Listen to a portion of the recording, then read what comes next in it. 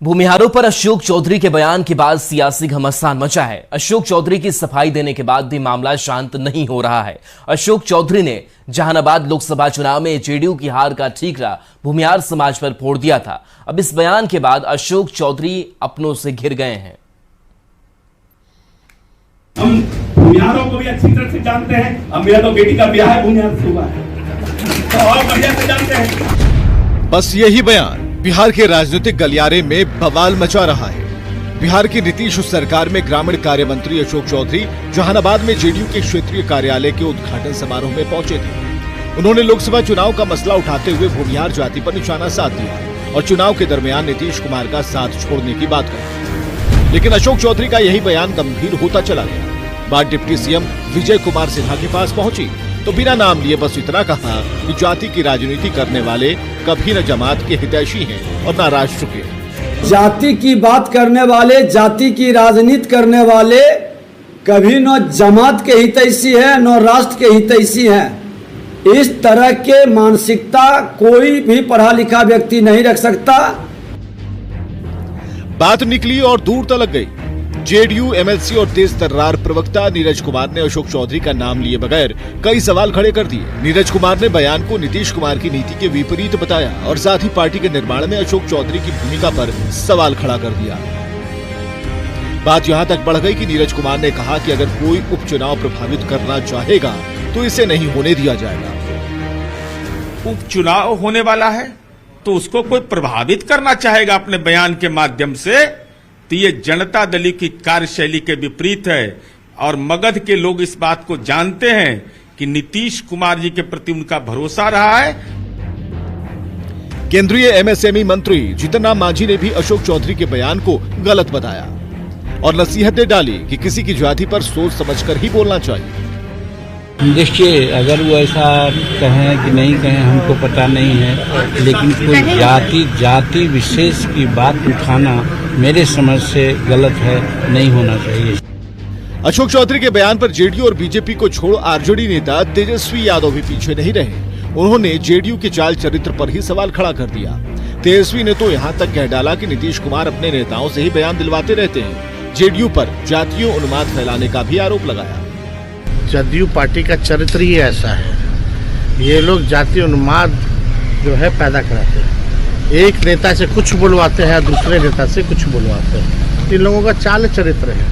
हम लोग सकारात्मक लोग हैं, ये लोग नकारात्मक लोग। अशोक चौधरी का बयान भले ही पूर्व मंत्री जगदीश शर्मा के लोकसभा चुनाव के दौरान दिल्ली जाने से जुड़ा हो, लेकिन बिहार के भूमिहार जाति से आने वाले नेताओं को ये बात कसकर लग गई है।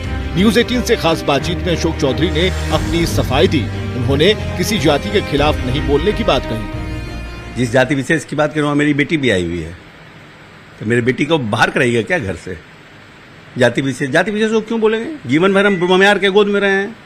श्री बाबू और महेश बाबू मेरे पिताजी को पढ़ाए हैं। ये सब अब कोई आदमी समझ रहा है कि हमको मतलब अशोक चौधरी को बोलना मतलब पूरे पासी समाज, महादलित समाज को बोलना, तो गलत बात है ना।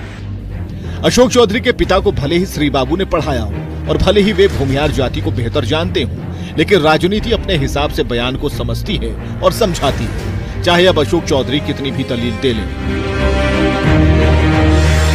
न्यूज 18 के लिए पटना से अमित कुमार, आनंद अमृतराज और शैलेंद्र कुमार की रिपोर्ट। भूमिहार पर अशोक चौधरी के बयान पर सियासत गर्म है।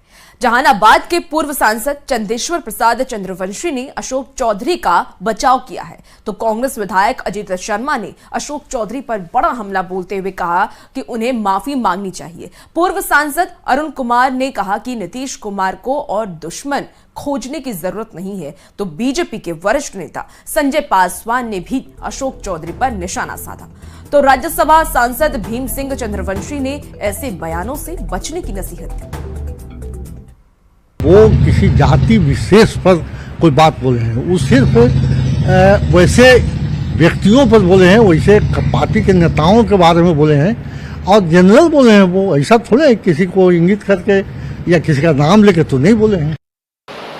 जो 100 करोड़ रुपया बैंक का गटके हुए है, जिस पर सीबीआई की जांच चल रही है, ये संविधान का शपथ लेकर के मंत्री बने हुए हैं, तो जो सरकार में मंत्री बनाए हुए हैं उनको सोचना चाहिए। तो नीतीश कुमार को और दुश्मन खोजने की जरूरत नहीं है। क्या उन्होंने राय दिया हमको नहीं पता है, लेकिन अगर किसी जाति को अब ऑफेंड हुआ है, कोई जाति को दुख पहुंचा है, तो ऐसा बयान नहीं दिया जाना चाहिए। सामाजिक न्याय एक अलग चीज है और किसी दूसरे को गाली देना अलग चीज है।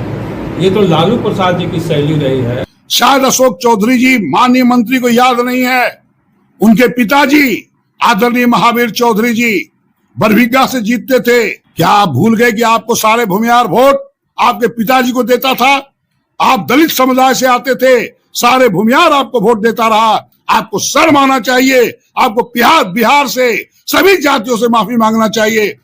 कि कोई जाति विशेष के बारे में कुछ बोल देना, ये दूसरे लोगों का फितरत रहा है। जैसे आरजेडी के लोगों ने कभी कहा कि साहब बुरा बाल साफ करो, कभी कुछ कहा उन्होंने। इस ढंग से अशोक जी को बिल्कुल अपने आप को लालू का कॉपी कर रहे हैं अगर, तो ये अच्छी बात नहीं है।